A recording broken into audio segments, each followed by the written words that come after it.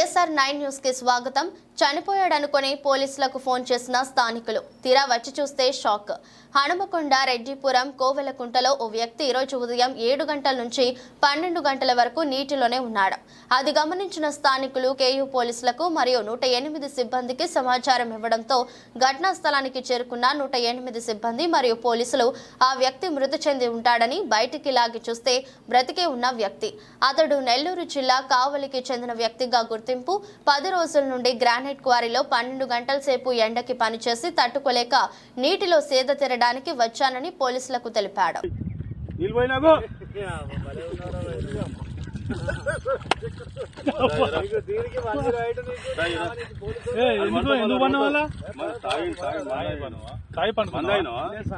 ఎందుకు అనుకున్న వాళ్ళ ఈ చల్లదనానికి ఎండకు చేయలేక కన్నీకి ఓడిపోయి వచ్చిన గెలవలేక ఏం చేసావు? 10 రోజుల నుంచి గణేట్ చేత నాతో గట్టించి నా కష్టం దోచుకొని గణేట్ రాయి కట్టు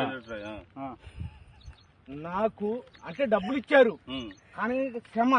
పొద్దున 7 నుంచి సాయంత్రం 7 దాకా ఇవి చేస్తారు సార్. 12 గంటలు ఇబ్బంది అవుతుంది. నీకోసం 108 పోలీసు వాళ్ళు వచ్చిండు.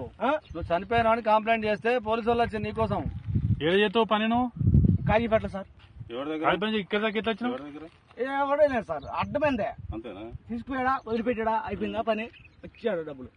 సార్ దయచేసి మిమ్మల్ని అందరినీ ఒకే రిక్వెస్ట్ చేస్తున్నా, ఒక్క 50 రూపాయలు ఇచ్చుకుంటే నేను కంపల్సరీ చేద్దాం కానీ లోపల జారిపోతే ఎట్లుండి మరి ఎక్కడికి లోపలికి నేను దారి పాపనే పట్టుకున్నా సార్. అంతేనా?